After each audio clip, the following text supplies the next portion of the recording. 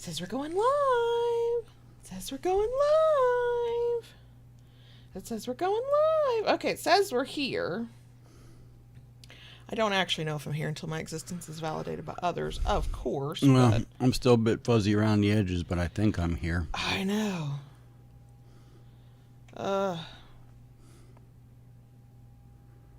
I've just lost my train of thought in the middle. Hi, we're doing a live stream. Wow. Wow. Well, I realized thought I was bad. There were things I wanted to check before we went live, but we wanted to go live, and then I got sucked into the thing I was reading that I had wanted to check before we went live. Oops, sorry, my bad. Hey, look, it's us. It is us. I'm hoping with the little bit of like changes you made, the quality is better. I hope so. I won't. It looks good here. Yeah, on small screens it always looks good, but man, then I go to my 20-inch monitor and I'm like, Let's see if I... Oh, doesn't make it any bigger. No, because you have the chat open. If you take the chat off, it'll expand a bit. No, I don't want to take the chat away. You can put it back on. I don't want to. Can we should probably get started. Maybe. No, that still didn't work. Didn't work. You got an ad? See? Okay. Hello. Hi, everyone. Kayla Lord. John Brownstone. Of Loving Bdsm, where we help kinksters like you have happy, healthy power exchange relationships. This is our weekly live stream where we record our podcast, the audio version of which hits all major podcast apps every Friday. We are here 7 minutes early. If you are here for the stream and do not like idle chit chat, you got a few minutes to go do what you need to do. If you are here after the stream, but before I put in timestamps and you don't like idle chit chat, fast forward by a minimum of 7 minutes. Hello. Hi. I'm going to say hi to folks. Go ahead. Hi, Crow. Hi, Missy. Hi, Mr. Spock. Hi, Love the World. Hi, Bad Cat. Hi, JB. Hi, Claire. Hi, Silent Winged. Hi, Tayshu. Hello. I can't believe I got that, like, little patter down with no major fumbles, and we haven't done this in a week or longer. 2 weeks. I don't know. How does time work? 2 weeks? What? I don't know. And, hello, John Brownstone. You think you're so funny. Yes, I know you're fuzzy around the edges. You're not even responding to my sass. Yep. I mean, you will, like,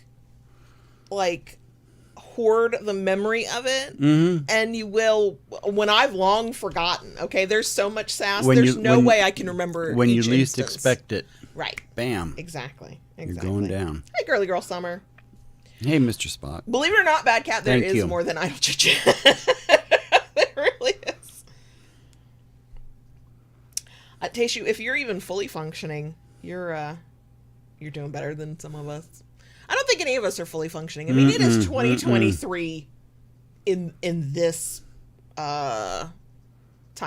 So, are any of us fully functioning? Thanks, Tayshu. I knew math. It should be 2 weeks. It's going to be even more confusing. We're on break next week, so we can abandon the 18-year-old in a different city. I mean, move him into his college apartment. And then we'll have to do the oops thing, except we will stream that week, but on the Friday night, it's confusing. And we have given up on the old light that was making the wonk kind of like visual thing with the lighting, but we have not had a chance yet to replace it. So we pulled out a ring light that we mostly use for spicy stuff. And it's a little dimmer, but it's working. And it doesn't seem to be doing that like pulsy light thing. The strobe effect. Right, strobe effect. Thank you. What are words? But there's also a ring of light directly in my eyeball. I know people who do video, that's how they do it. They have a ring light like in their face, and I'm just like, how? How do you have a ring of light in your eyeballs? So.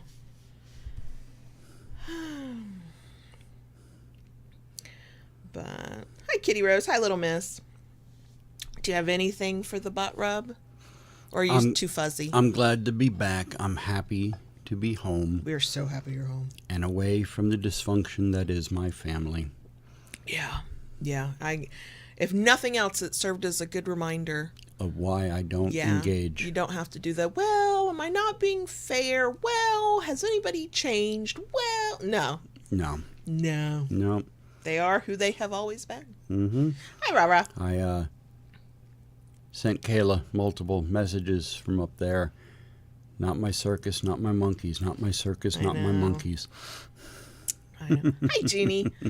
Yeah, and I tried to be the voice of reason, but even sometimes he would tell me a thing, and I'd go, what the actual fuck? What is happening there? And actually, I know there are many reasons why I didn't go. It wasn't my place to go, but also somebody had to do the stuff here, whatever. But I don't think I would ever let you, even if there comes a time when there's just no choice, you feel like there's no choice, you have to go be around it again, even though we don't think that's going to happen. I don't think I'll ever let you go by yourself. Because you, for self-preservation and, 60 plus years of experience, you do. And I don't think it's a bad thing that you don't do this, but you don't say much, you don't defend yourself, you don't, and that's fine. I think there's no point. Right. But also, I need an outlet for all this rage I carry around that I'm too socialized to not do anything with. Let me direct some of my rage at those motherfuckers is all I'm saying. Yeah. In your defense. Mm-hmm. So. But, yeah, I'm glad you're home. I did not think we would stream today. I really did not. And especially when you woke up an hour after I woke up. And we set our alarms for my alarm for later than usual because we went to bed later because somebody, not me, somebody went, yes, I'm running on a half hour's worth of sleep and nothing but stress. That's all I am now is sleeplessness and stress. And I'm going to watch the last 3 episodes of Witcher. and we did. And we stayed up till midnight watching the last 3 episodes of Witcher.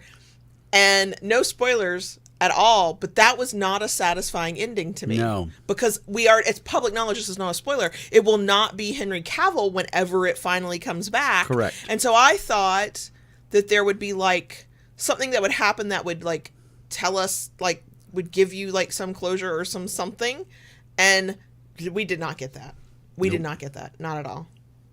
I like the story that they're telling. Mm-hmm. I just wanted to know that when the story continues, it will be continuing with Henry Cavill, and it will not, and that makes me sad. Yep. So, same. I have to ask, because when you sat down and turned on Netflix last night, you looked surprised to realize that, oh yeah, the last 3 episodes of Witcher were out. So what were you planning on watching? Because we have a list of things that we hadn't finished. We started Legends of Tomorrow. DC's really? You're not. We also have episodes of the Marvel one with Nick Fury. I can't even remember the name of the show. Right. Yeah. Yeah, that's right. I forgot about that. It's not a bad show to me. I don't dislike it, but it's not as memorable as some of the other Marvel shows. Yeah. Yeah. But yeah, there's definitely been more episodes of that. Legends of Tomorrow. Mm-hmm. Weren't we watching something else? Or was that it? Were those our 3? I think that's it, the 3. Okay. Yeah. Okay, it's noon, so we will officially get started. Secret Invasion, yes, Silent. Thank you, Secret Invasion. Yeah, it's, I don't know. It's fine. Anyway, I can already see where some of the plot lines are going, and it's okay, fine. Anyway, it's noon. We're here. As you can tell from the title, we're doing a Q&A. These are questions we got from that handle I hate over on Instagram. We will probably just stick with those questions because we did get several, more than we usually do, but we'll see. This will be the last week for a while that we don't have to rush off stream and end early because we'll have to go pick up a kid because that school starts for the 13-year-old day after the stream. So we might take advantage and stay a little longer, but I don't know. If you do have questions, we have other ways that questions can be answered. We have a live stream on the 18th even though we're on break that week, where you can ask questions. If you become a Patreon, we have a monthly live Q&A that's actually coming up this Saturday, because I don't know how to plan topics accordingly and not double up on things. It's just how that goes. Speaking of that, if you want to get access to our Discord server, where JB does actually share some details of like what the fuck's going on, and other people rant about there. So if you just want to feel less alone in your dysfunctional family, but also we talk about other things there, and an extra video and an extra live stream and a behind the scenes podcast and all kinds of other stuff. You can join us on Patreon, patreon.com/KaylaLords, or the link is down below. You can join for as little as $2 a month. If you pay for the full year, you get a discount. We try to do fun stuff. Yeah, that's what I got. If you like the stream/video, we love a thumbs up. If you like it enough to want to come back for more, please consider subscribing. And once you do that, ring that notification bell so you get updates, new content when it works. Right, exactly. The live chat is indicating it definitely doesn't always work, which is why I'm of the mindset, why the fuck bother? But, And Taishu, timing is everything. You have great timing. Yeah. Perfect timing. Timing is everything. Impeccable timing. Okay, so we will get into the thing, and you will hit the button and then turn on the fucking fan. Back on. Okay. Okay, so the next thing you will hear might be a buzz in the background. That is our handy dandy fan. Bzzz. No, that was you being a buzzing little bee.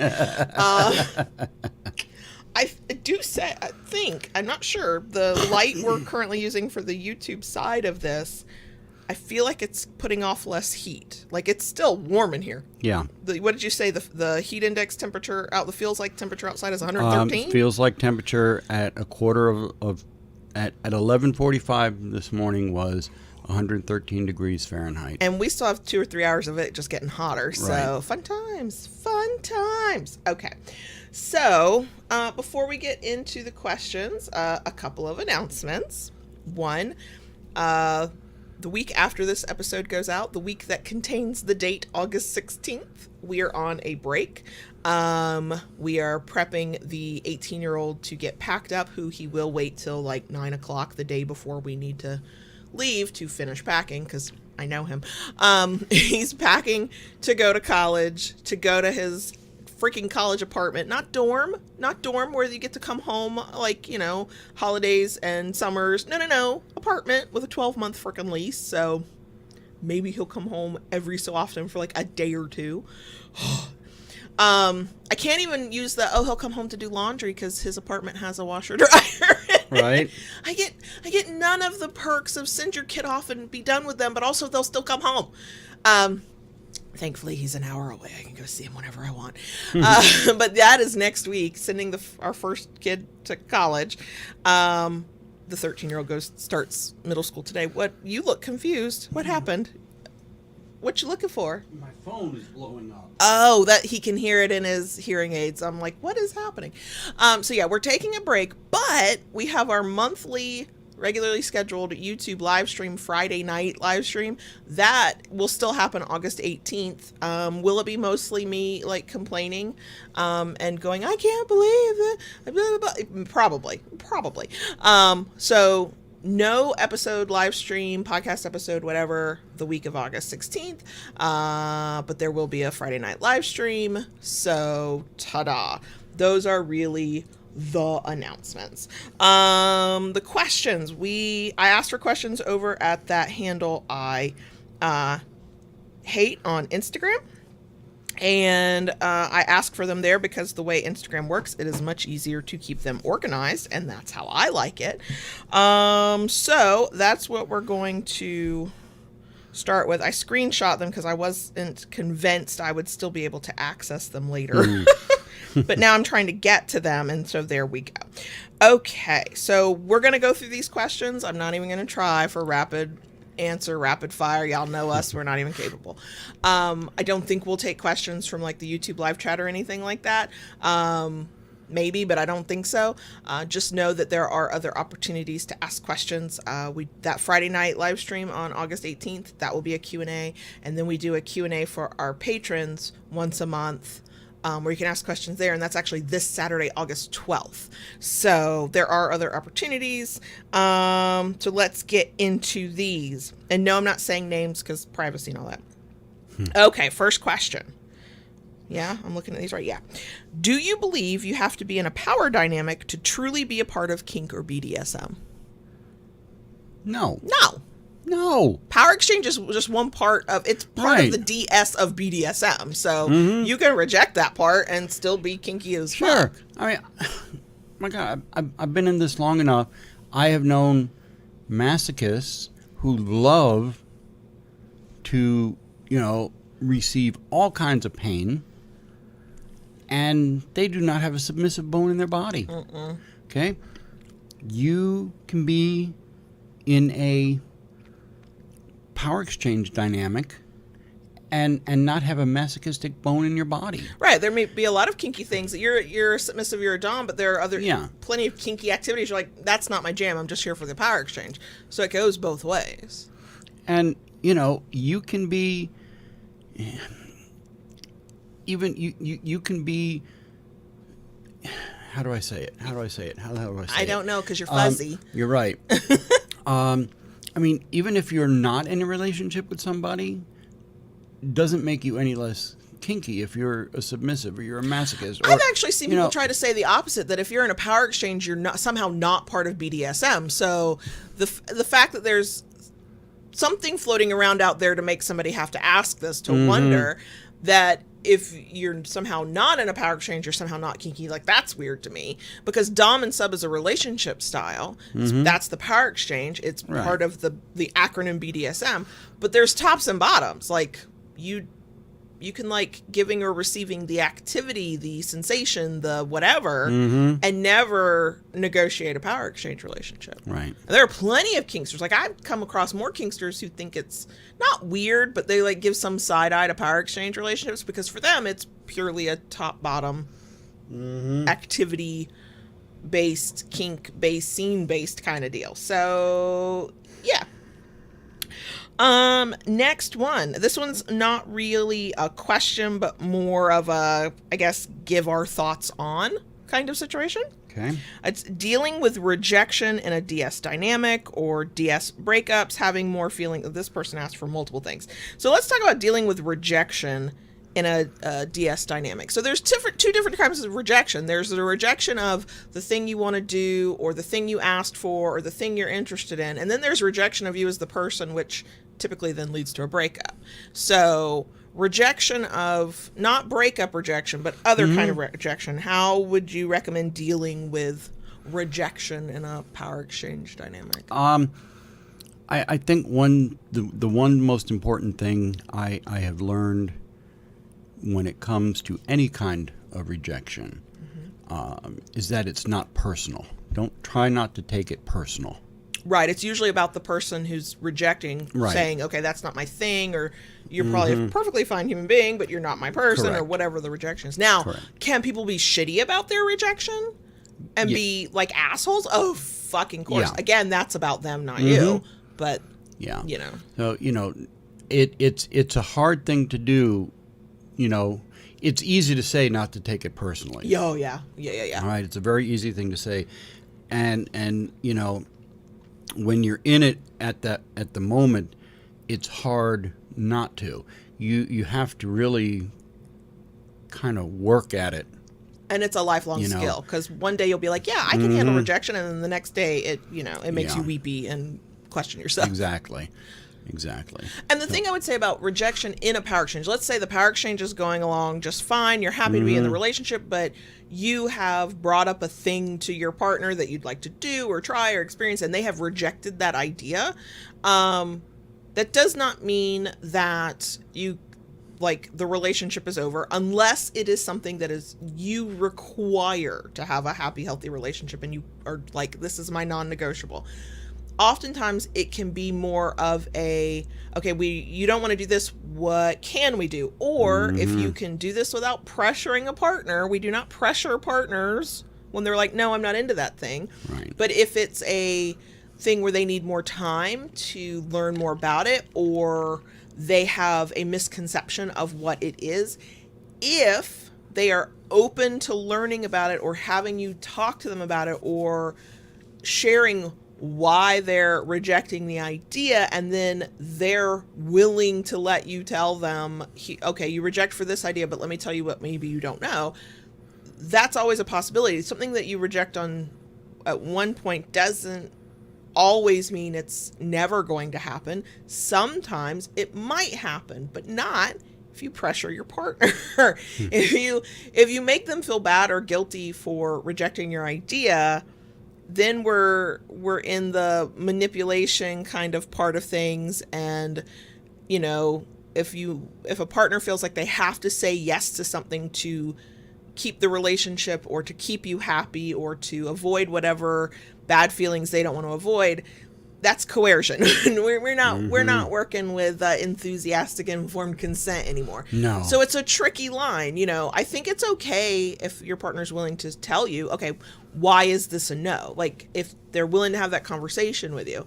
I think in power exchange, one should do their best to be more open to trying to explain why. But sometimes the answer is, I just don't like it. And that has to be enough of a reason. But sometimes the answer is, oh, well, I think it's this, like some stereotype of it. Yeah. Like when I asked we've told this story multiple times, when I asked if you thought you might be a daddy dom, you literally laughed. Yeah, and here we are today. Right. Very much, in my mind, the epitome of a daddy dom, because you had misconceptions about it. So you, yes, you rejected that sort of path and that view, but it wasn't a reject because this is a hard limit and don't ever talk to me about this again. Will always be a no. It was more of a, this is what I think it is, and I'm definitely not that. And it allowed over time for us to have conversations about it. Mm-hmm. So there's also that, which is highly nuanced. And it is a fine line between, is this something that the person is open to talking about, maybe learning more about and thinking about, versus this is a hard no. This is a hard no and we need to leave them alone about it. Rejection of you as a person for the relationship, the breakup part, any tips on how to handle that level of rejection? I think what needs to be done, I think the best thing you can do after breakup is self-care. Yeah, take care of yourself, for sure. And a lot of it, because, you know, it's easy to fall into a mindset, you know, after a breakup, woe is me. Right, nobody will ever love me. I'm lost and alone forever. Right. Yeah, for sure. And that is not true. That is absolutely not true. And self-care for yourself is so important. You know, do things that feed your soul, whatever that may be. Mm-hmm. You know, whether it's being with friends who you know can support you, do things that you love to do. You know, dive into a hobby that you like or that you've been wanting to try. You know, try something new, but take care of you. And sometimes that means for a little bit you need to withdraw from kink and the BDSM. Maybe not community, like if you have friends that, you know, friendships you've built, but like maybe you don't go to a munch because that's a little too hard for you right now. Maybe you don't go to the club. Maybe you're not, you know, watching videos or whatever it is that, you know, reminds you of this thing that you've lost that you no longer have. The other thing I would say, because I hear it from people who are like, well, we were only in this dynamic for imagine short amount of time. They'll go, I don't feel like I'm allowed to feel as bad as I do. You get to feel as bad as you feel. I don't care if the relationship was a couple of weeks, a couple of months, a couple of years. You thought that something was going to happen. You were invested, I imagine, in this relationship, in this dynamic. Hell, you might have gone through everything of starting negotiations to negotiating it to actually experiencing the power exchange. And now it's over. That's a loss. That's a thing you get to grieve. You know, we always say be careful that you don't get stuck there. Like, you know, there's no timeline for how long you need to grieve. But sometimes people can get stuck there and it becomes, you know, unhealthy at a certain point. How long is that? I can't tell you. But I think that you ought to, and I would encourage people to feel your feelings. Like, just be sad, be angry, be whatever. Don't be toxic, don't be stalkerish, but you know, like, honor the grief that you feel. It's legitimate. Your feelings were legitimate. And yeah, as you're going through the grief, as you come out of the grief, whatever it is, take care of yourself and do things that make you feel good to the extent that you can. For some people, that's diving into kink and being in that space with friends and community. And for some people, it's pulling back a little bit until they feel ready. There's no right or wrong. Some people, you know, at that point want to be out and about among friends. Some people, you know, need the time of being an introvert and doing some self-reflecting. You know, everybody's different. Absolutely. Absolutely. And we do have both podcast episodes and I think videos on YouTube about DS breakups. So if you're looking for more, come search our site or our channel and you will find it. Next question. Any beginner-friendly tips for a service submissive? I'm going to interject and say we have an entire episode on service submission. I am a service submissive, so it's one of those topics I'm like, oh, yeah, I got things to say. But do you have any beginner-friendly tips? I think the best tip I could give someone at that point would be to say, you know, learn what the person you are serving wants. Ask them. Ask what them. Would you like? Yeah, you know, you're not a mind reader. So, you know, sure, there are some things you could probably figure out by, you know, clues, watching them. Right, you know, conversations you've had. Conversations you've had. But, you know, yeah, the best way is just ask. Yeah. How can I... How can I serve? How can I help? Right. I think it's also good to think about what you're naturally good at. So if there are skills that you have that can help your partner, it might be that they don't even know to ask for you to do that. It's okay to say, hey, I'm kind of good at this, or I enjoy doing this, fill in the blank with whatever that might be. I'm really good at managing people's schedules. So guess who manages the family schedule? That would be me. Pre-perimenopause and brain fog and whatever the hell's going on with my head and hormones and all of that, I was really good at staying organized. Like, I technically am. I just have to use way more tools at my disposal. And so I tend to keep JB and myself very organized. Like, that's those are the things I do that are service related. And I think that there are things that you can do as a service submissive that aren't on sort of here's the top 10 things you can do to serve, right? As a submissive kind of lists that are out there. Because they're a little bit more nuanced. It's about what you can do for your partner that you have a talent for and an aptitude for and a desire to do. The other beginner-friendly tip would be start really fucking slow. Service submission tends to come with lots of rules, lots of tasks, lots of sort of daily or weekly or monthly protocols that you follow as a way to serve. That is something you build up to. That is not something you do on day one. On day one, we start with like a thing that you do to serve, a task, a rule, not a dozen. That's how you get overwhelmed. That's how you get burnt out. You want, talking to the doms out there, you want to build your partner up and build up their confidence in themselves. So you start with one thing, you let them kind of like get that down and get it to where they feel like they can do this. And then with their consent and through plenty of communication, then you add something else. And the pace of that, how fast you add things, depends on what the tasks are, what the service is, and how quickly a submissive adapts and feels confident. But we start slow.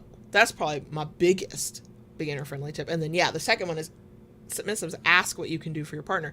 It is not service if your partner doesn't want it from you. Okay?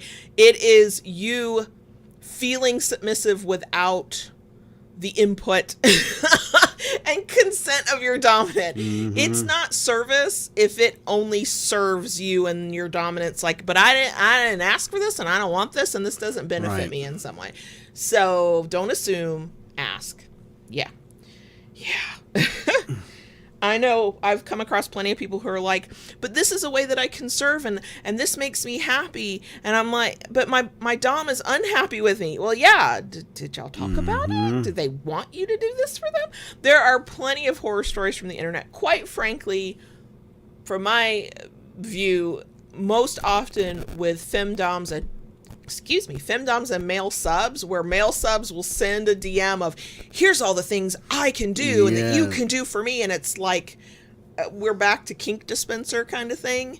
And it's not about negotiating something that is mutually beneficial for both partners. Right. It's about saying, a person goes, here's my list of demands and here's what I'm going to do for you, whether you want it or not, because it's what I do. That ain't service. That ain't service. That ain't service. So, okay. And just as a reminder, we have a whole episode on service submission.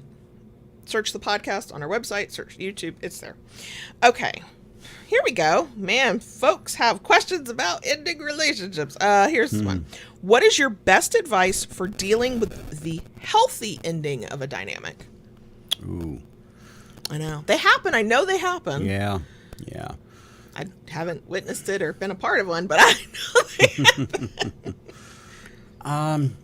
I think that I would have to say it would have to come down to, treat the ending of the relationship the same way as you would treat the beginning of a relationship. Try to do it with respect, with honesty. There's no need for name calling or shaming someone, right, or anything like that. And sometimes it's just a matter of, things take time to kind of let the dust settle. And also there's the other end of, the demanding to have information that the other person's not willing to give, the begging and pleading, I like how you say treat the end like you treated the beginning. Keep the lines of communication open if the other person wants that, but respect the person's boundaries. If they say, hey, I don't want to, I can't do this anymore, I don't want to do this anymore, whatever it is. Okay, so that means I think you can ask questions in that initial conversation. Can I text you? Can I DM you? Do you want to keep the lines of communication open at all?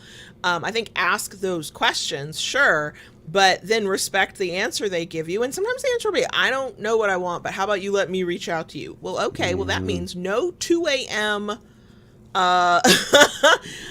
Texts, walls of text. You know what I mean?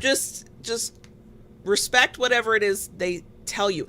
And this is in those healthy endings of relationships, not the toxic shit, not the bad breakups. That's a different set of rules where sometimes the answer is blockity block, block, block. Right. But quite frankly, even in a healthy ending, what might be good for your mental health when a relationship ends is that you do mute them or you do block them, or, because maybe seeing reminders of them is too painful. It is up to you whether you tell them first or not that you're going to do that. But you can still take those actions to take care of yourself and it not be part of a toxic breakup. But yeah, like if you're having sort of like the grown-up conversation of, okay, this is ending, how do we want this to end?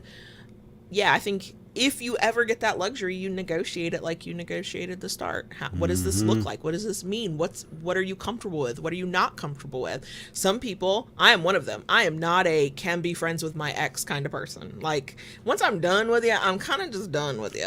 Okay? But other people can be like that works for them. And so, there's a little bit of know yourself, but also respect when they tell you whether they can or can't be that way. So, yeah. Okay, next question. Moving in together soon, how to prep for transitioning DS dynamics to 24/7 total power exchange. We have episodes on this. Oh, yeah. We have so many episodes on this. Right. We have podcast episodes that are old as fuck. And we have a couple of maybe 2 newish videos on YouTube. So if you go to any of our places and just type in long distance relationship, it'll come up. But how to prep for transitioning. Be prepared for expectations to change. Be prepared for your plan to fail miserably. Right. Plan. If you are a planner, go ahead and plan. Right. But just know you might have to throw out the plan. Exactly. Yeah, Because we did. We hit the wall on that one. Whew, You and I. we had big plans. Yeah, we did. We were ambitious. Yep.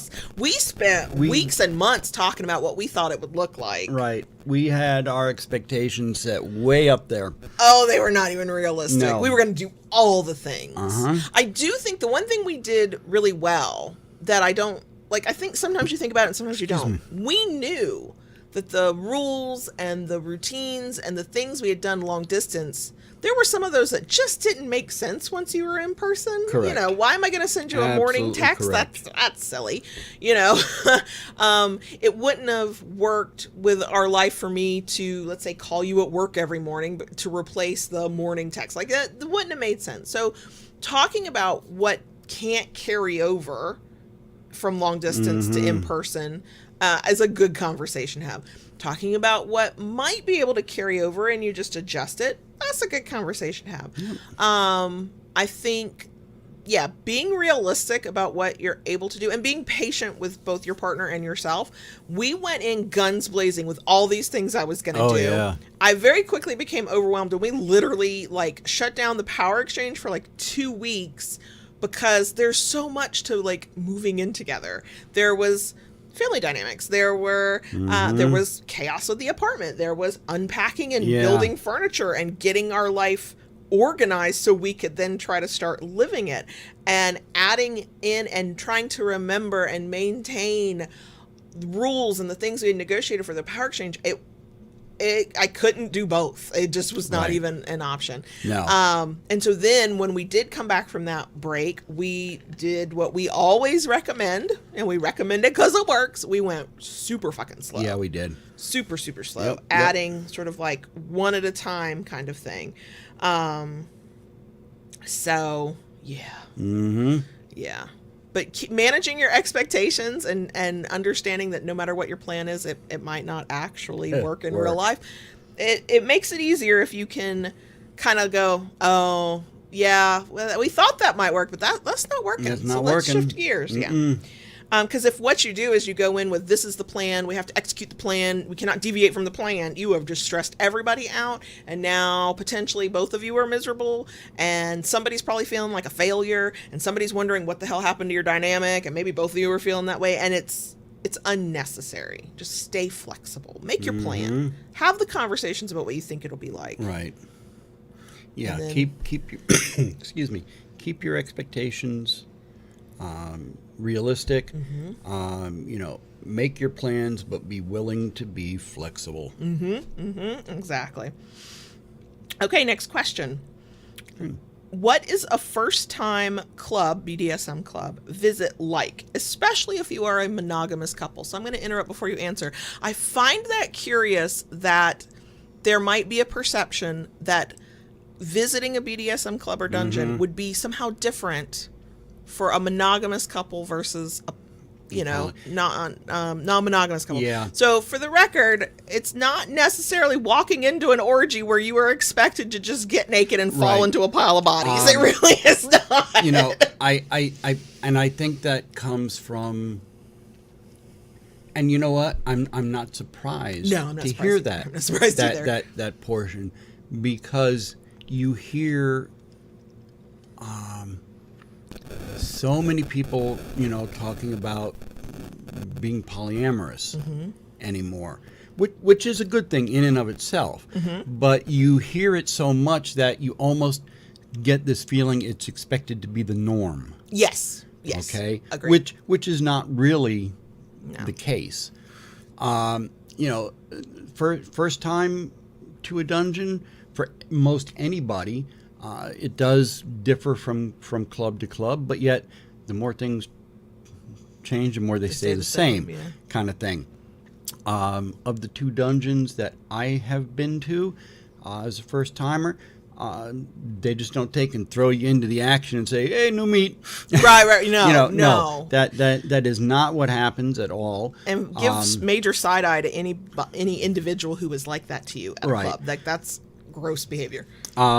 You know, both times at 2 different clubs, on hearing you're a new member, you know, especially first time to any club, period, you know, you fill out your membership forms. They take you on a tour. They take you on a tour. They give you a list of rules, and they will go over the list of rules with you.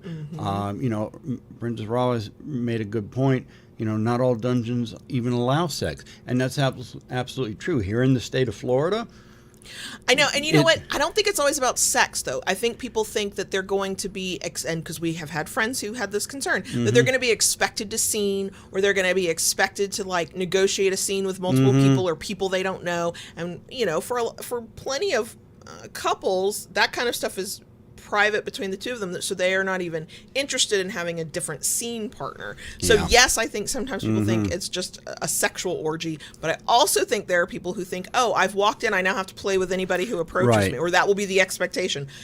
Look, you need to run from a place if you think that, if you walk in and that's how they treat you, like you know, so you know, the other thing they do a lot of times, they will point out the dungeon monitors. You know, yes. In one dungeon, they have name tags that they wear. Another dungeon, they had armbands with like little flashy lights. You know, and if there's anything, you know, these are the people. But you know, they don't, and you know,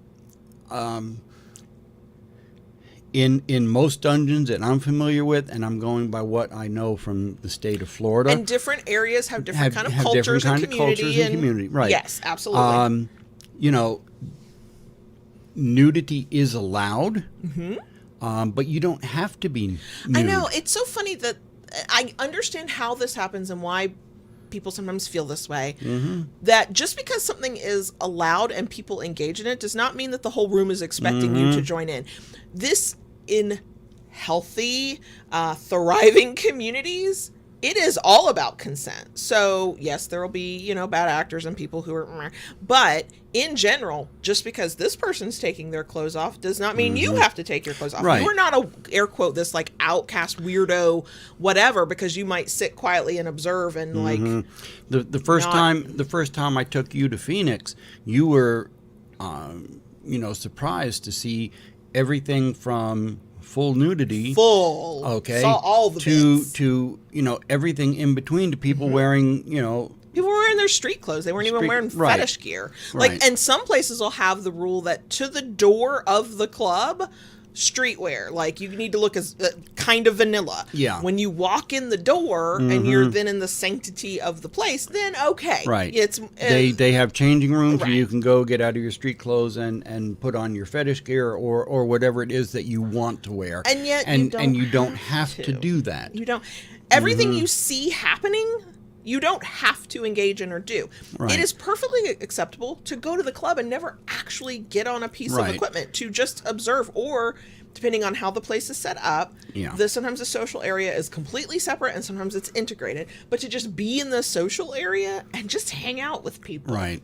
Because maybe you saw them at a munch that day and you went, hey, let's go to the club and like, let's just hang out a little bit more in a different environment. And you know, even if you are approached by somebody, you know, would you like to do a scene? Right. You know, you're in a place where consent should be everything. Right. You know, it's okay to say no. Exactly. So we took friends to their first ever dungeon. I think we tried to take them to their first ever dungeon experience, and the Dom was like down for it. He was feeling comfortable, but his submissive partner, even though we assured her multiple times, nobody's going to have any expectations of you. You can come in, you can just sit quietly. You could sit in the background. You don't have to talk to anybody. There are times I'm not talking to anybody, back when I used to get to go, and people knew me. Like, I would be polite, but like I wasn't engaging in conversation, and that was okay. And we were like, I promise you, we would not bring you to a place where you were pressured to do anything you weren't comfortable with.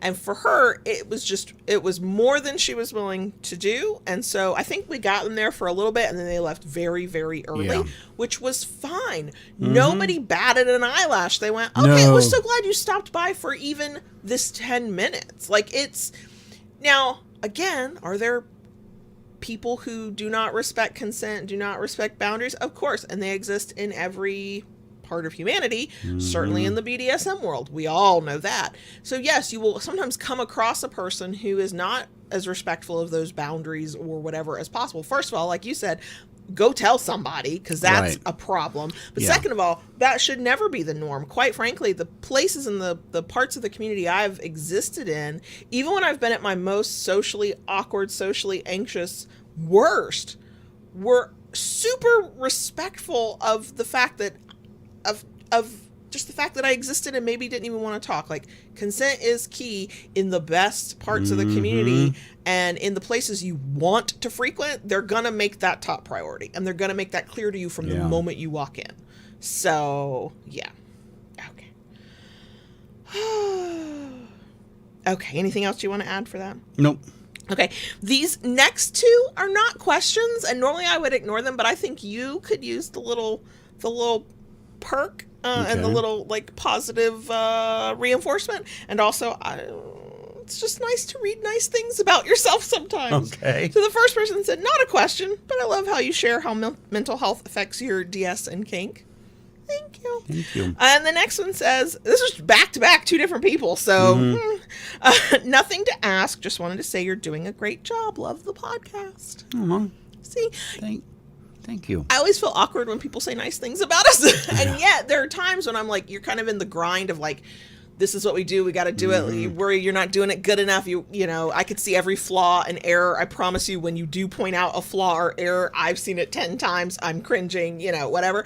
So when people say nice things, it's helpful. Like, it's like, oh, okay, we're not complete shit. Yay.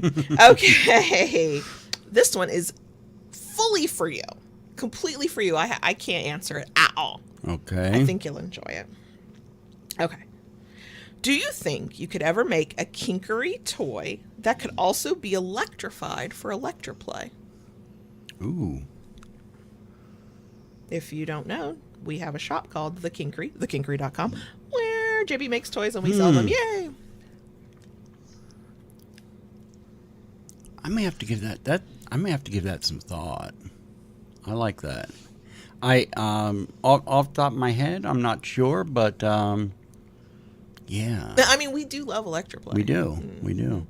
Let's just add that to your list. Yeah.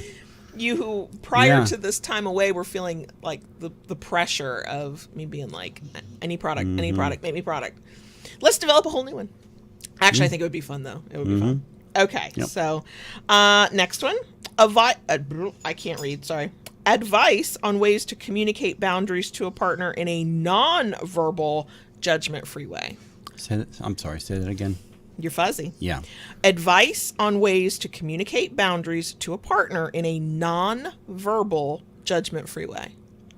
Non-verbal, no words, non-verbal. Ooh. Right. So I'm going to say that there are probably people out there who have some tips and tricks, because maybe there are, you know, health reasons, medical reasons, mental health reasons, neurodivergent reasons why somebody might need a non-verbal communication. I only know how to communicate verbally. I can't even read facial expressions sometimes. I mean, big ones, like I can tell if you're happy, I can tell if you're angry sometimes.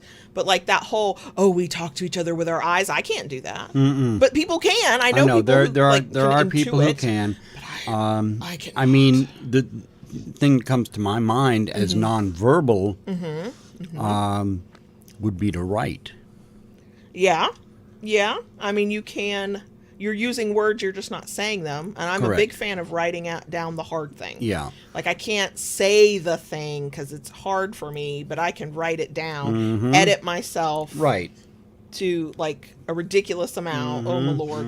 And then, so that might be a way. I mean, if we're talking about not using words at all, I personally don't know. I mean, there was a time so long ago, it's at the edge of my memory when you had a hard time using your words with me. Oh God, you poor thing, got so many long emails. Yes. And then there were times where I didn't want to email for whatever reason, and I would get literal paper and a pen, and then you would wake up to 3 pieces of paper, college ruled only. I mean, that's just what I do, front and back. Yeah. Yeah. So with all of my thoughts. Yeah.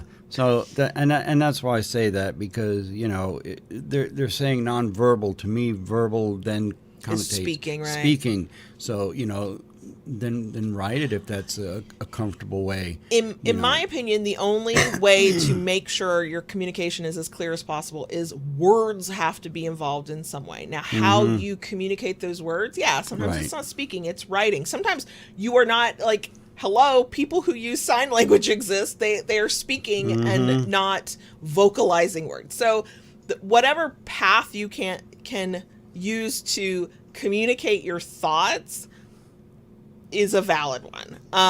Are there ways to, I don't want to say intuit and be intuitive with one another, because that's a slippery slope of you have to really know a person. Correct. That's way too fuzzy for me, but I have no doubt that this is not about kink, this is our personal life. We have conversations where the youngest kid will go, I don't think nonverbal is quite the right expression, because it's selective, it's not like constant, but like that, like just he cannot speak, right? And in that case, we do a lot of yes or no questions, or giving two options, one or two, and then he uses like, pops up like a finger, goes to the first one, the second one. So yes, I know that occurs, and then there are ways to communicate non-verbally in those kinds of situations, and I have no doubt that there are folks out there who have that kind of experience and have figured out that way, but somebody is still communicating thoughts and using words in some way to do it. So if speaking is not an option, or talking in whatever way, whether that's like sign language with hands or whatever, then writing it down. Beyond that, I can't imagine. I just don't have the experience to imagine anything else. So,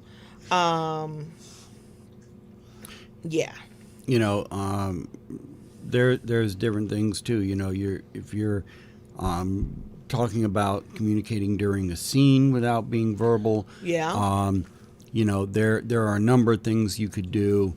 Hand signals, hand finger, one finger means you're okay, two finger means no, this needs to stop. Somebody holds something like a ball or a piece of paper. If you drop it, that means that's a stop. Everything comes I've heard to of a people stop. snapping or stomping their feet. I've heard of that.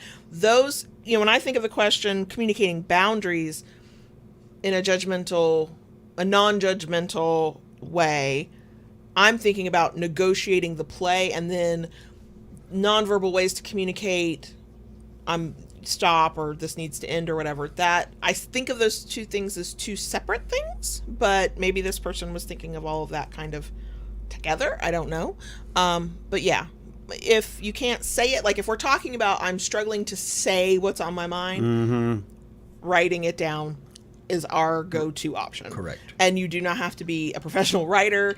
The spelling doesn't have to be correct. The grammar doesn't. You know what you have to do? You have to make sure the other person can understand what you've tried to communicate. That's all you got to do. So yeah, that's how I would say that. I will let her out. Lola wants to go outside, so I will kill 30 seconds of time until JB can come back, and I can read this comment/question. How slowly can I speak? There she goes. And how quickly will she want to come back in? Actually, I think what Lola's doing is doing her daily lay on the back patio and recharge with solar power. Yes. Because it's hot as blue blazes out there, but she is sure as shit on concrete in the full sun with no shade, happy as a clam. Like, just, let's do this. Okay. Next one. Would y'all do an episode responding to an email from a cricket about kink and their life?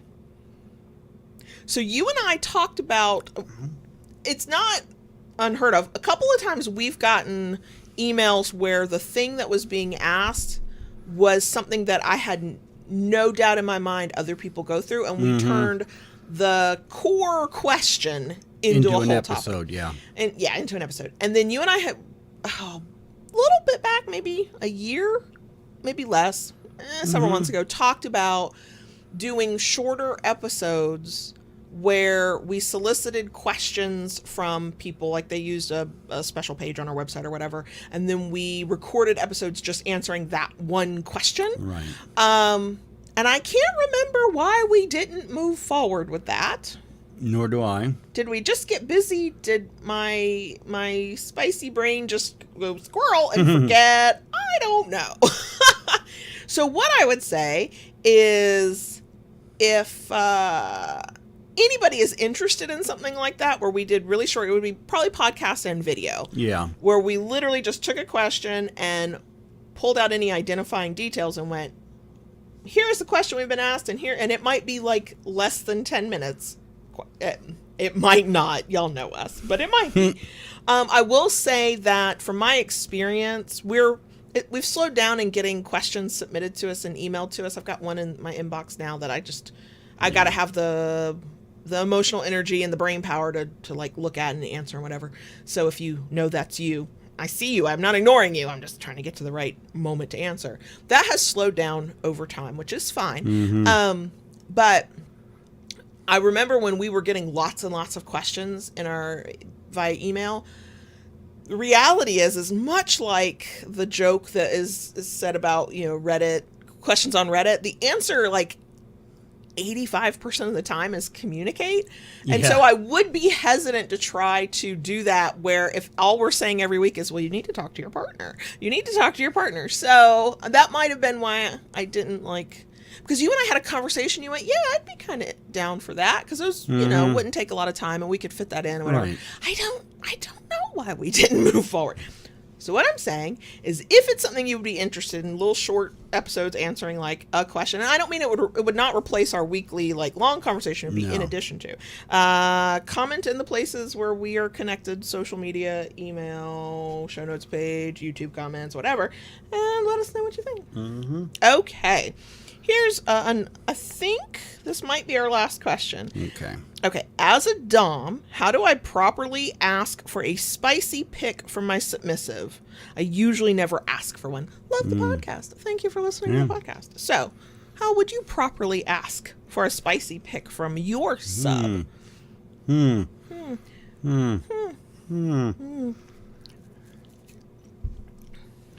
I would love to see a sexy picture of you. Yeah, I think that's kind of sexy. Thank you.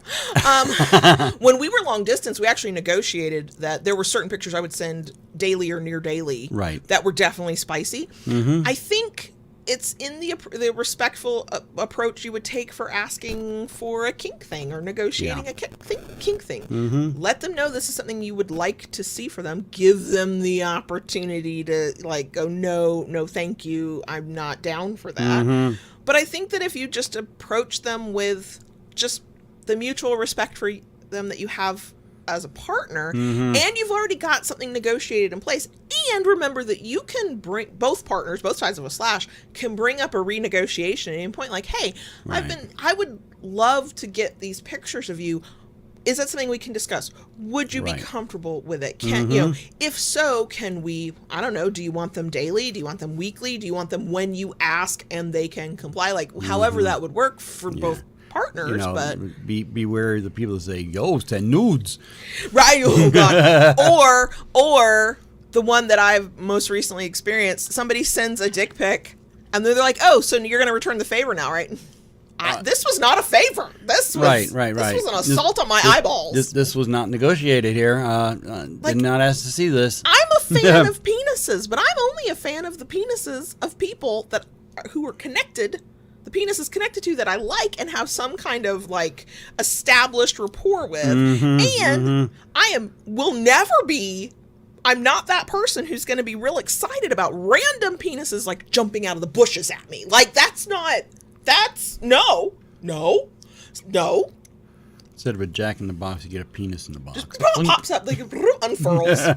Or, hey, are they a grower? They just kind of, yeah. They inflate slowly, like the little wavy man. But they always start out collapse, and they slowly go up, and then they just wave back and forth. Yeah. No. So now, for many people, especially because of the connotation with how dick pics are sent, just willy-nilly, pun intended, Nope, there It she is. It can be different, but when you're you're already in a power exchange, this person has some level of connection and partnership with you. You know, if you want a one-off, you just would really like to see them, then you just ask. You just ask, and maybe you make it sexy, and maybe you just, you know, plainly ask. But they have to know, and they have to feel like they have the ability to say no safely. Right. But if it's something you would like it to be a little bit more regular or part of your power exchange in some way, then you bring it up as you would negotiate anything. I don't think the automatic asking of a partner for a nude or a spicy pic is disrespectful. It's in the how you ask. Right. Is it a demand when you've never negotiated? Like, you and I negotiated that, and so then because you negotiated that, you could demand it because it was part of the power exchange. Yeah. But the first time was not a demand, it was a request. And even when it was the sexy dom demand thing, if something was going on and I could not comply, I always had the freedom to go, oh, nice. However, here's what's going on. Can we defer this, right? Can I do this later? Yeah. So it's long. Yeah. I think it's like anything, like anything else you want to do in your power exchange. Just bring it up, talk to your partner, make sure they know they can, you know, not give consent to it safely. You know, respect their boundaries. Right. But and don't demand until you have their consent to demand. It can be sexy to have you know, a pic demanded. Right. When I know that is a possibility, I've already had the opportunity to, you know, say, yeah, sure. Ask for those. That's great. So, yeah. Okay. So those, let me double check. I want to make sure Double check. I'm right, but I think, I don't know what I did. Okay. That was the last question. All Yay right. for that. Thanks to everybody who submitted questions. Some good questions. There were some good questions. I like doing Q&A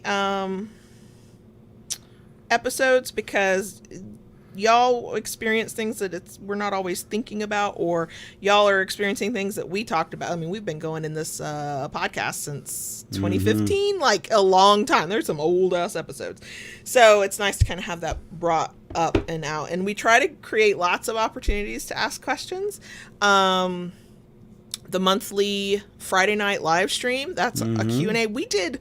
Yeah. I was getting my ass beat for money at last month's Q&A, and we were still trying to answer questions. I did notice that people were more interested in how hard can Kayla get hit with that thing than they were asking questions, but we did do both. This month there will be none of that, but we like to do that. And then we offer that as a perk of our Patreon membership, not to plug that again, patreon.com/GoTheLords, because we want to answer questions, because we can come up with topics and things that are of interest to ourselves all day, well, not all day long, but you know. Yeah. And miss the mark on what people need to know, want to know. Yeah. This, I had a thought. I was like, I'm going to say that thought, and then it just went gone, just dribbled out down out of my brain, down my ear. There was a thing I was going to say that was related to Q&A. It's gone. Oh, I remember it now. I've even wanted to be one of those people to use reel, because I like Instagram and I'm on Reels, and I don't do TikTok because I don't want to get kicked off because I said the wrong word once. Fuck that. Anyway, I've even thought of, if people ask questions, I could answer them through an Instagram reel. But then I remembered I'm not concise at all. Not at all. It would be a 10 or 15 minute. Let me tell you all the thoughts that come to mind with this question, all the caveats, all the nuances I personally can think of, which is never all of the nuance that there is. Yeah. Yep. So just to reiterate, one, if you are interested in that idea of us doing little shorter podcast episodes or videos where we just answer a question, comment in the places where we're connected, let us know. If you have other questions, or as questions come up, just remember there are ways to ask those questions.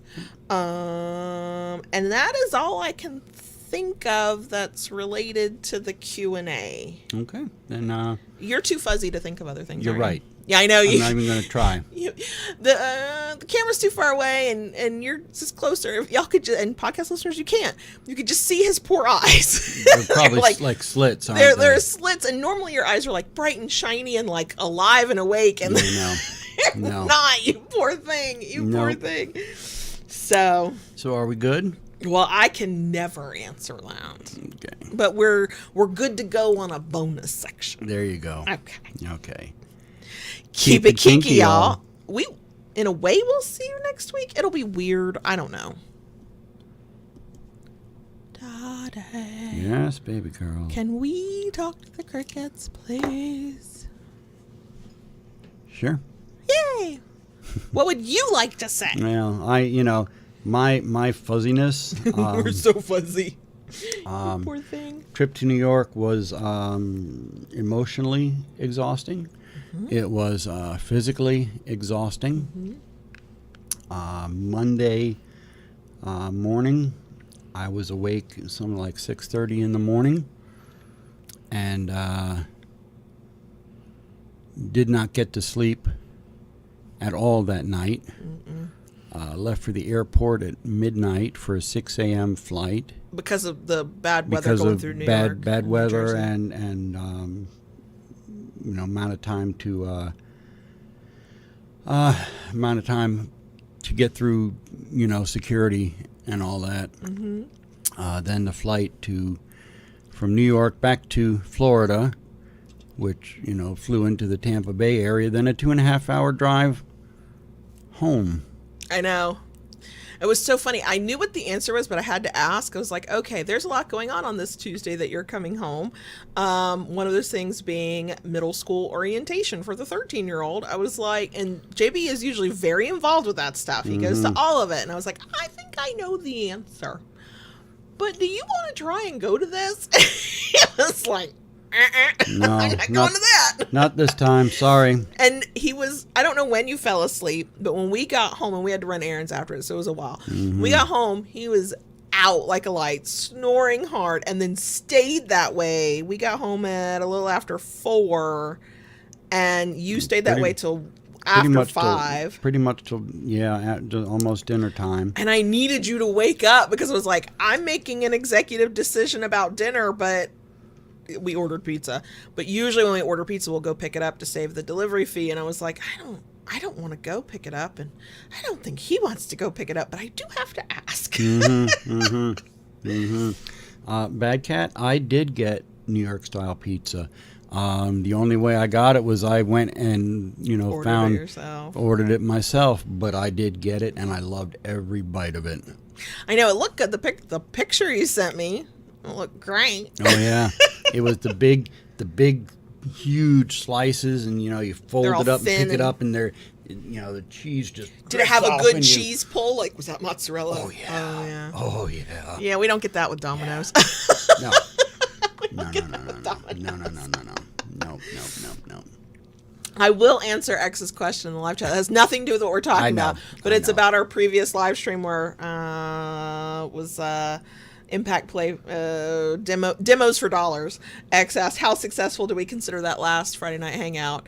Financially, I mean, not bad. Mm-hmm. Not bad. Mentally and emotionally, pretty good. I would not call it subspace. Like, I did not go into subspace, but I was altered. Yeah, you were in an altered state. Yeah, in an altered state. Yep. And also, the end was the hardest I've laughed in. I mean, I can't even remember the last time I laughed that hard. Mm-hmm. The end, for anybody who is, I highly encourage. You can fast forward through stuff. Just if you're not usually a YouTube person, or if you're like, okay, 2.5 hours or whatever it was for the stream, that's a long time. Yeah. Just use that little slider thing and just fast forward through shit. Towards the end, when I'm like, okay, we're done, or we're about to be done, and I have been hit with all manners of paddles and canes and like painful things. Oh my. Taishu donates and says, okay, I think a pillow, right? Because I got hit with a pillow, but I think Taishu, correct me in the live chat, you basically were like, okay, use a pillow. And it was the most absurd thing. that I'd ever experienced. But it was fun. I almost peed myself. I was laughing so hard. I was crying from laughing so hard. Yeah. Yeah. Mm-hmm. Yeah. So, yes, that was... Marina, I was not in New York City. The best and closest place to describe where I am, and even that was a bit of a drive from where I was, would be to say I was near Poughkeepsie. You were basically upstate New York. Yeah. Upstate New York, about halfway between New York City and Albany. Okay. Pretty much right at the midpoint. Like you're a little dot in between those two big dots. Gotcha. Yeah. I'd have to look at a map. That doesn't mean anything to me, but okay. Yeah. I mean, I saw some of the pictures you sent up. Like, there's where your family lives, and like your cousin who you stayed with, and like your dad who you went to like help out with stuff. Like, we're talking acres of land, like fields of land. Rural. I y'all. barely had any cell service up there. I know. Oh God. Barely had any cell service. Oh my Lord. So, yeah, I'm glad you're back. I'm glad to be back. Yeah, I went up there to kind of observe for myself some concerns that were going on with family up there. My concerns were realized. You were justified. You were justified. You were being told accurate things. I was given accurate information, but all parties involved don't want to... Nobody wants to take responsibility. No. Nobody wants to do the hard shit. Nobody wants to admit they might be wrong about anything. Correct. And you got the best and worst reminder of why you keep your distance. Yeah. And so we will go back to distancing. Yeah. Yep. And we were trying to help the kids understand without being like, too invasive with other people's private details or whatever, and without like not trying to traumatize them, but to try and like give them an idea of like why this was so stressful for JB, and like why this was just a hot ass mess. And I might have thrown in, you think that we're crazy around here, but let me tell you how good you got it. Sometimes they need that kind of perspective. Okay. It's a privilege to not be traumatized by your own family.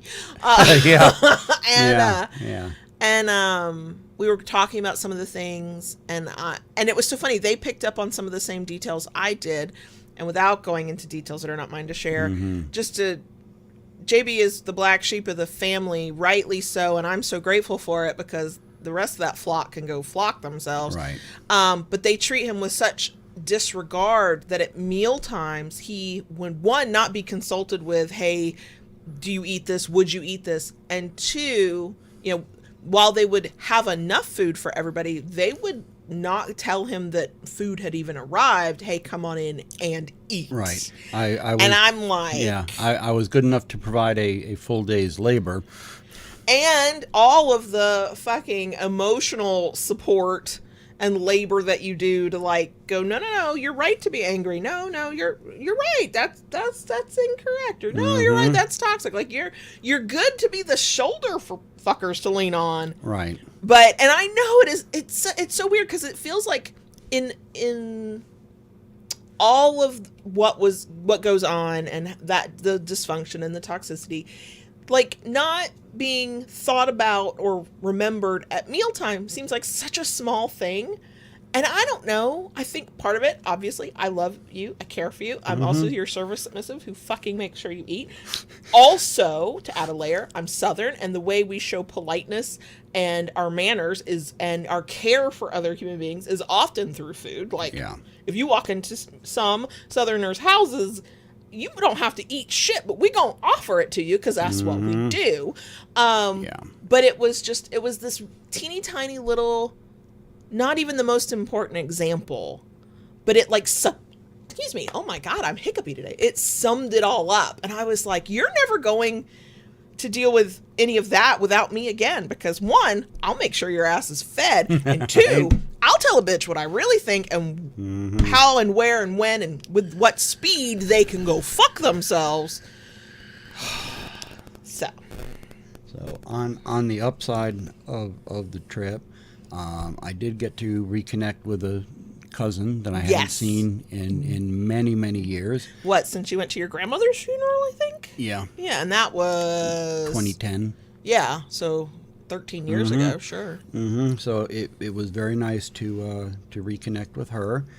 Got to go to a car show with her and her boyfriend, which was a lot of fun. What I didn't realize, though, is that it was the one sunny day we had up there. full on sun with no clouds, just total blue sky. And before I left, I cut my hair, shaved my head. Did not pack any of my skull caps or even a hat. So I'm a little sunburned on the top of my head and across my forehead. Yes, you are. Yes, you are. Yeah. So that was interesting. The weather, the temperatures up there while I was there was absolutely beautiful. Yeah, I'm jealous of that part. mid 60s, Fahrenheit during the night, low 80s during the day. How is the humidity? Because that's usually What humidity? Wow, I can't even imagine. I mean, people were complaining. Oh, sure. That it was for humid. them, it was probably a lot. For them, it was a lot. It was nowhere near the 100% that we have, this time of the year. So to me, it was very nice. My cousin kind of looked at me a little weird because every night I would go sit out on her deck, and they have a fairly decent sized piece of property, almost 2 acres, and it faces a protected wetland. Okay, I didn't know that's what you were looking out on. And I would sit outside on the deck at night as the sun was setting, and I would just watch the fireflies, and it was wonderful. I haven't seen fireflies in 20 years, maybe. Fascinating. Yeah. So I mean that was nice and made up for all the bullshit I put up with. Yeah, I know that it was a relaxing, calm moment in a week of utter madness and chaos, but I don't know that it makes up for some of that. But it was a balm to your soul. Is that what you're saying? Yeah. Yes. So I'm glad you had that. Silently asked in the live chat, is Kayla warming up to the idea of moving north? No. Summering in the north? Maybe. Yeah. But moving? No, because once the snow arrives, I want to be gone. I want to be so long gone. I want no. But yeah, the whole going to where it is not like being on the surface of the sun. Yeah. For a couple of months, I might be down for that. So poor JB's like, I'm never coming back up here for this family. I'm done with this. I was like, no. I respect that. I'm with you. I got your back. Whatever you decide, that's fine. However, what you're describing, weather-wise and view-wise, sounds delightful. Are there redeeming qualities of the geographical location that one day we might go visit up there? I don't want to go see those people either. However, could we go to that part of New York and just pretend they don't exist and still enjoy it? Is that an option? Because I can't imagine it being August and not melting. My brain goes, all right. I don't think that's real. There are some amazing wineries. I don't drink that wine. are up there. I mean, are they going to serve me alcoholic sugar water? Because that's what I need them to serve me. Can I just eat the grapes? I don't know. Are grapes that you use for wine good for eating? Maybe not. I don't know. Cheese and crackers. That's a thing that people do with wine, right? I could just eat the cheese and crackers, right? Yeah, and drink a Diet Coke. Yeah, okay. Actually, I'd like to vacation at your aunt's house. I mean, I'm sorry, your cousin's house, and just sit on her back deck. That sounds delightful. Right. That sounds wonderful. That's all I need. And there are a lot of things up there of historical significance. Oh, sure. Yeah. That whole. Yeah. No, that makes sense. So I don't know. So that's something that's not out of the question. To go back up there for the family. No, we're not doing that. No. We're not doing that. Nope, I'm done. my hands are washed of that whole situation. Yeah. You can't help somebody who don't want to help themselves. Correct. So yeah, so while you've been dealing with that and we were missed, we held down the fort pretty well, but we're in back to school prep. Fast and furious. Day of recording / streaming is Wednesday, August 9th. Tomorrow is the 13-year-old's first day of school.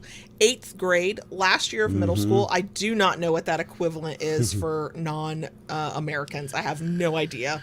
But it is the last year of what universally tends to be considered the most hellish part of, of growing up. And he's been making progress this summer. He's gotten to decompress from the stress and anxiety and all the stuff he goes through with just like trying to survive, middle school life. And he's sort of blossomed a bit, and like the snarky teenage part of him is definitely out in full force, which is kind of delightful. And he's a little bit more relaxed, and now we're prepping to go back to school, and like you just see him like tighten up. And he's got a 504 plan. Diagnosed, he's on the spectrum. He's got ADHD. He does need help, but not as much as maybe some other students do. Yeah. And I did not realize that it would be the guidance counselor who wanted to like cock block me in terms of utilizing his accommodations. I was like, look, one of his accommodations is he needs, when possible, prior notification to change, to opportunity to transition from a thing to a thing. And well, look, we live in the real world. We know that's not always possible, but when it's possible, let's take advantage of it. And I was like, the final email was like, I can think of no greater transition and change than the start of the fucking school year. Can he please? I didn't say fucking. I was polite. I want him to go to this orientation. They were doing orientation for only new students. No returning students were supposed to go. I was like, but I want my kid to go. I would like my kid to go. I think this will help my kid. Can we do this? And then come to find out, because some returning students had like a 6th grade sibling coming in, there were returning students there. They weren't out in force, parents who like saw that it was just for new students went, okay. I was like, why are you stonewalling me here? Just let's say yes. And then we get there, and his teachers, the ones we met, are delightful. Talking to 2 of them, I'm now at that age where everybody younger than me looks young. You just do. I'm sorry. He's got a couple of Gen Z young teachers who are like, one teacher went, yeah, I had an IEP when I was in school, and so I get it, I understand, and I'm here to help. And I just went, we had walked on campus, I'd been like, oh my God. Your heart grew 3 sizes, didn't it? Kind of, because once I got like the weird from the guidance counselor. And the only reason I got my way is, well, a couple things I did, but one was I CC'd the person who's in charge of 504s and IEPs, and then quoted the 504. Like, it was very frustrating, but I was like the moment we got on campus, I went, oh my God, what if these teachers are like dismissive of that? I know what their legal obligation is, but we also know how people can be. No, every one of them that we talked to and about like some of the kids' needs and like how I try to support without being, like too like in the way and whatever. Like, they were just, it was delightful. Now we'll see how that goes in practice once they're dealing with 100+ students. I can only fucking imagine. I try to be really mindful of that.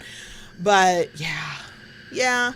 And then I accidentally caused him to have an existential crisis last night. So we were talking about 8th grade, how you do in 8th grade. And what we were talking about was trying to find the methods and the tools for him that would help him maybe have a better experience and keep up with things better and blah, blah, blah. And then we'd work on it together and all that good stuff. I said, unfortunately, the way things work is what happens in 8th grade tends to dictate how you start high school. And then how those first couple of years of high school go dictates what you're able to do and whatever later in high school. I said, and sadly, some of that will dictate some of your college experience. And I was trying to do however, there are many paths you can take and there's no right way and, whatever.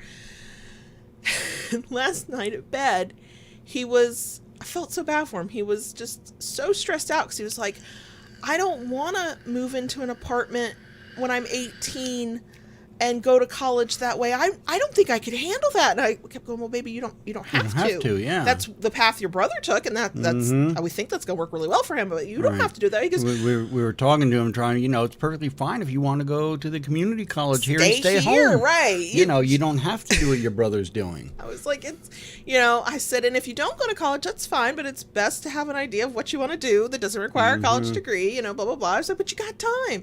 He's like, I don't know what I want to be when I grow up. I went, baby, I don't care what society tries to tell you. You don't have to know. And it was just, it was adorable and sweet, and also like a little heartbreaking, and also like, I think I contributed to this, and I'm so sorry, because it's the push and pull of he needs enough time with information to make the transition and it be at least the stress of it be manageable, versus too much information has him worrying about a future that has not occurred yet. And I was like, oops. Oh, my bad. I'm sorry. So yeah, this week it's all about getting him started with 8th grade. I'm hoping it's a better year than previous years. I think he is more confident this year, going into this year, than he has been. And we'll take all that confidence he builds up in 8th grade and then throw him into high school at 9th grade. It'll be delightful. But yeah, so, and then I was telling the 18-year-old, he was like, I said, there's stuff I know we still need to get for the apartment to get you settled, blah, blah, blah, blah, blah. I was like, but let me get your brother started in school, and then I will turn all of my focus to you. And he goes, hey, I can't wait to have all of your focus and attention. I'm like, look, it's a little intense, but I get shit done, so just accept it. So yeah, it's just, things are finally like culminating, which is what we've been waiting for all fucking summer. Yeah. Will I be a wreck when we leave the 18-year-old in his apartment? Yes, I will be. I know I will be. I'm actually trying not to spend too much time thinking about it now, because every time I start thinking about what that day will be like, I cry. I just cry. I'm like, God damn it. But then I think, well, maybe if I preemptively cry, I'll hold it together. I don't think that's true. That's never been true for me yet, but maybe. So yeah, I mean, there's some things we're looking forward to, with him being up there. Apparently in September they do a family. Yeah, you and I have to talk about that. Oh, it's very expensive. Oh, is it really? It's very, they do for the marching band, because he's going to do the marching band, they do a family night, and they do actually a family weekend. So like the Friday night before game, you get to go see them rehearse. The Saturday morning before the game, you get to see them rehearse. Then they do a tailgate thing, which sounds like a ring of hell to me. And then they have special seating for band parents in a specific section. When you can go to the football game and get a specific seating and be near the band and whatever.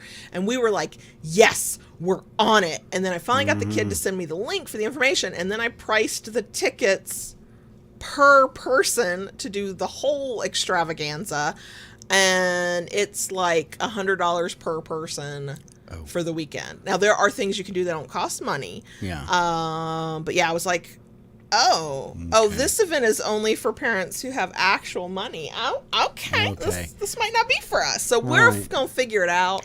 We have other things to talk about, and I was going to say after dinner tonight. We need to have it's so funny because you didn't have service, and you needed to focus on what was going on in front of you. And also, I don't like to talk about some of the nitty gritty things of like business and finances or whatever like from that kind of distance. Yeah. So like I've been storing up all these things. Yeah. And then I was trying to wait for him to be rested. The funny thing about it is all of the times, either she's gone away or I've gone away on a thing. We never thought about FaceTiming. And this time when I left, I was like, we're going to FaceTime. Well, okay. And, like, okay. And, no fucking service. You did FaceTime me one night. One night. And then, so it started out, I was in the living room. The lights are on. Life is good. And then we kept FaceTiming once I figured out what that sound was coming from my phone after he called me. Y'all, can't take me anywhere. And so we did talk, and I was in the living room, and then I was shutting down for the night. You take care of the cats, take care of the dog, say goodnight, blah, blah, blah. And then I go into the bedroom, and I'm like, I'm ready to lay down and go to bed. It's that time of night. We're on FaceTime. And I lay down in the bed because I know when we get off the phone, I'm going to go to sleep, and turn the light on and turn the light off. And then it was just... I'm looking at a black screen. The disembodied voice coming out. I was like, oh, I guess I didn't think that. But We don't do this very well. We don't do this right. We knew it was going to go off the rails when you called me, like a regular phone call. And you're like, hello. I'm like, hello. I'm ready to talk. And then I hear... Hang on, I'm going to try something. I didn't hear that. Oh, okay. I did not hear that. What I heard was the ring sound of a FaceTime call. Okay. And I was like... It rang like 2 or 3 times. I'm like, what is that noise? What is that? I finally pulled my phone away, and I look and I go, I don't know what's happening, but I think I know what's happening, but let me just hit this button. Then I went, and then I was just looking up your nose, and you were looking at my nose. We are those people. And I went, oh, that's the FaceTime ringtone. Didn't know. So yeah, it was. Yeah. It was comical because you can't take us anywhere. Right, I know. So yeah. But anywho, that's us. Yeah. That's who knows what other things will have happened by the time we do the live stream on August 18th. I just keep saying that because we got some things coming up. I think I meant to put that in the top of the announcements, and I forgot. We are going to celebrate our podcast anniversary this year. That's right. I've got to get it organized. We have so many things we're going to give away. We're going to do a giveaway, by the way. So many things. And I got wild with it, and so now I've got to figure out how best to organize the signing up for the giveaway part. So that, because there's so many things, we want to have lots of winners of prizes. It's not, we've done it so many different ways in the past. We've done big prize packs, and then we've done individual products for individual winners. And I went, hey, what if we had an item to give away, a winner for every year we've had a podcast? And actually, I think we're going to have more than that. But then I was like, oh shit, I got to organize this. And I was supposed to do that while JB was gone.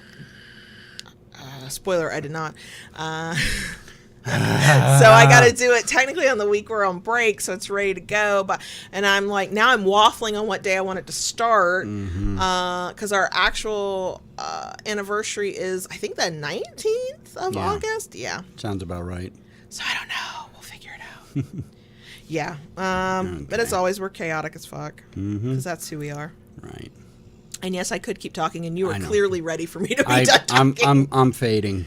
Yep. Yeah. Were you ever fully non-faded, unfaded? No. Fully in focus? I've got a lot of sleep to catch up on. Yes, you do. Tayshu asked how many years of the podcast.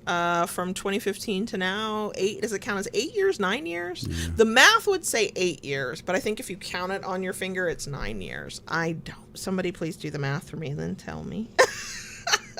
Please tell me.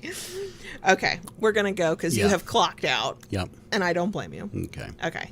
Thanks, y'all, for staying to the joining us and very end. Yeah, hanging with us. Yep. And letting us be our chaotic selves. No episode next week, but we'll have a stream on, let me say it again, August 18th. 9:30 p.m. Eastern. For podcast listeners, you might get a little like blurby thing we might slip into your feed because we got stuff coming up we want to be able to announce, but we'll see. Okay. Bye. Bye.